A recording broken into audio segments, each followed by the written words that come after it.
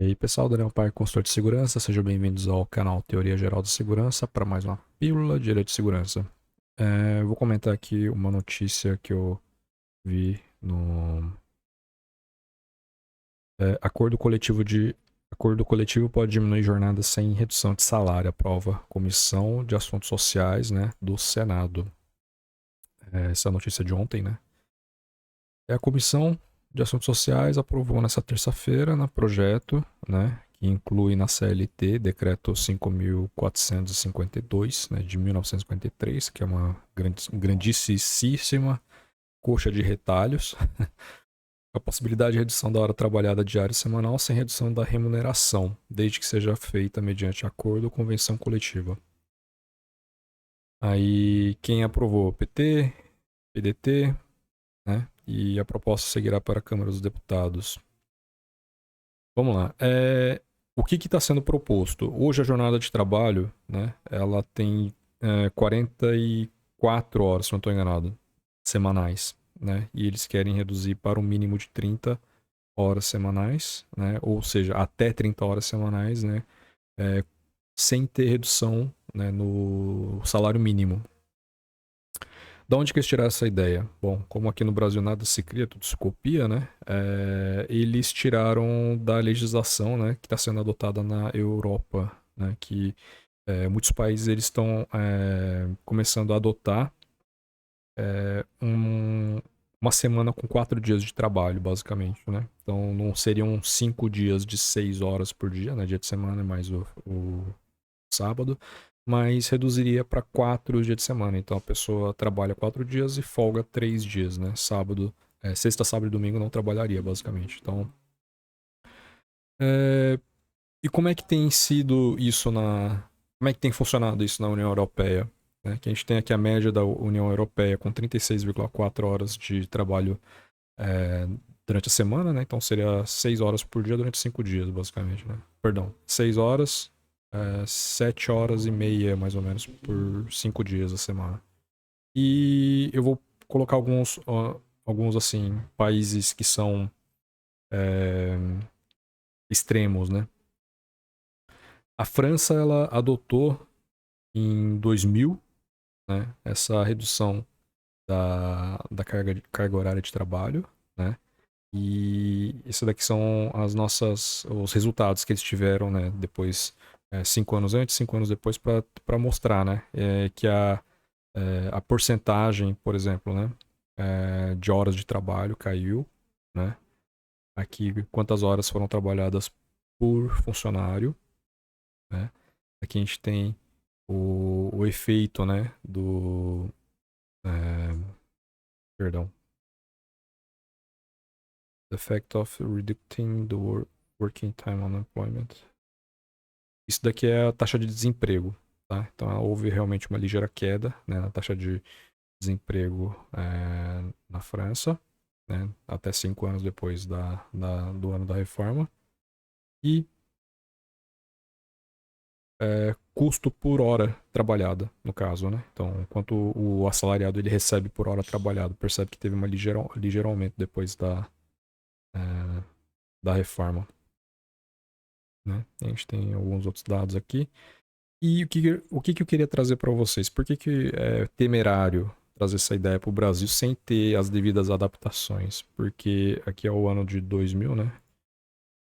Quando foi aplicada a regra. Né? Isso aqui é na França, tá? A taxa de desemprego na França era em torno de 10%, caiu para 8,61%, né? Se manteve nessa média aí dos 8, 9%, até a mínima, né, histórica, aqui em 2008, para 7,06%. Aí aumentou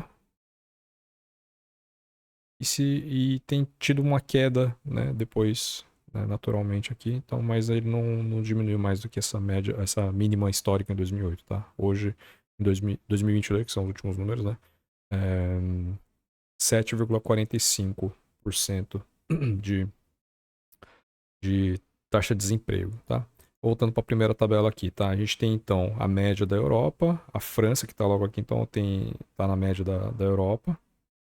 E a Turquia aqui em cima, que tem a maior quantidade de horas trabalhadas, tá? Eu vou mostrar um pouquinho a discrepância entre França, né, e Turquia. Turquia também tem em torno de 10% de desemprego. E eu vou comparar a Turquia com o Brasil, porque em questão de taxa de desemprego a gente sempre foi bem próximo. Sempre acompanhar aqui bem. Por quê? Por quê?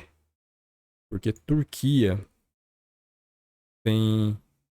Isso aqui é o GDP, tá? O PIB, né? PIB bruto da Turquia e está dividido em setores. Então a gente tem aqui agricultura, indústria e serviço, tá? Esse cinza aqui é serviço, esse, esse azul aqui esse azul escuro é indústria, tá? E o azul clarinho aqui é serviço, tá? E tem um perfil bem parecido com o do Brasil. O Brasil tem quase 60% de serviço, um pouco mais de 20% de indústria e em torno de uns 7% aqui de agro, né? Agropecuária, né? Rural, né? Então, 6,46, 6,81, 31,87, então tem um pouco mais de indústria. Enquanto nós temos 20,7, né? Então 31,87 contra 20,7 e 58,91 de serviço, enquanto eles têm 51,2 de serviço. Então o que nós não temos de serviço eles têm de indústria e o que eles não têm de serviço nós temos, né? Não temos de indústria. Então a gente está bem próximo da Turquia. Só que olha a discrepância com a França. Perdão. A França tem 70,32% de serviço, 17,38% de indústria e 1,8% de agricultura. Né? Então, olha a discrepância com o Brasil. Né? Nós somos muito maiores na agricultura. Serviços estamos próximos. Perdão, indústria a gente está próximo. E serviço, a França é muito maior do que o Brasil. Então perceba o risco da gente adotar uma estratégia de redução de horas aqui sem haver uma correta adaptação dessa lei, né? Se simplesmente empurrarem essa lei, que nem lá na Europa é tão espartano, né? Aqui eles querem empurrar até o mínimo de 30 horas semanais, sendo que na Europa, né? Se eu não estou enganado, na França são 35 horas semanais que eles trabalham, né? E percebam aqui, quanto mais industrializado, quanto mais evoluído o país, né? Quanto mais desenvolvido o país, a palavra, menos horas eles trabalham. Né? Então, por que que será? Porque eu entendo, tá? Eu posso estar enganado, mas a aplicação da tecnologia nesse país aqui é muito maior do que nesses países aqui. Questão de desenvolvimento. Se eu fosse falar de diferença de um país para outro, eu acho que ia demorar pelo menos umas 10 horas para dissecar isso, né? Mas tá fácil ver aqui, né? Holanda, eu já tive o prazer de visitar. Áustria, extremamente industrializado, né? Noruega, Dinamarca, são países tudo de primeiro mundo, né? Holanda, para quem nunca viu nenhum produto da Holanda, a General Electric é da Holanda, algumas marcas são muito fortes lá, né? São todos aqui países extremamente industrializados, né? E a gente tem aqui a média da Europa, né? Nós temos Espanha, Inglaterra, aí temos aqui a França, Islândia, a Suíça, no caso, aqui é a Switzerland, né?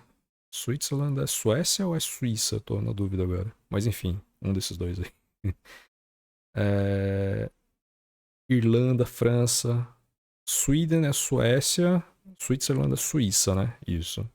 Então a gente tem aqui nessa média, né? Eles trabalham bem menos horas, né? Do que no Brasil. No Brasil que a gente trabalha 44 horas pela CLT. Então a gente está mais perto aqui da Turquia. Então a minha dúvida é, se trouxer essa lei do jeito que tá, para reduzir carga horária semanal para 30 horas por semana, isso daria por mês, talvez 5, daria 150 horas, né, por mês. Enquanto a CLT fala de 220 horas, né? Vai penalizar somente o empregador, na minha opinião. Tá? Pode até ser que reduza a taxa de desemprego, se essa for a intenção, né? Só que eu acho que vai ter muitas empresas pequenas sendo vítimas, né, dessa mudança de legislação sem pesar as consequências, as devidas consequências, né? Então, se uma fábrica, por exemplo, aqui no Brasil, que precisa trabalhar em 3 turnos, né, que cada turno tem 8 horas de duração, então são divididos em 3, então nós temos 3 turmas para trabalhar. Primeiro turno entra 7, trabalha até as 3 horas da tarde. Segundo turno entra das 3 da tarde, trabalha até as 11 horas da noite.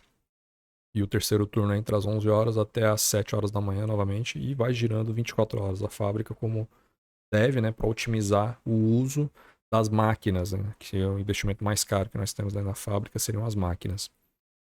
Aí vamos supor que reduz a quantidade de horas que vão ser trabalhadas. Então precisa ser adicionado um novo turno, mais um turno, né? Então o dia seria dividido por 4. Então trabalharia das 6 da manhã até meio-dia. Segundo turno começaria meio-dia até as 6 horas da tarde. Aí 6 horas da tarde entra o terceiro turno, vai até a meia-noite.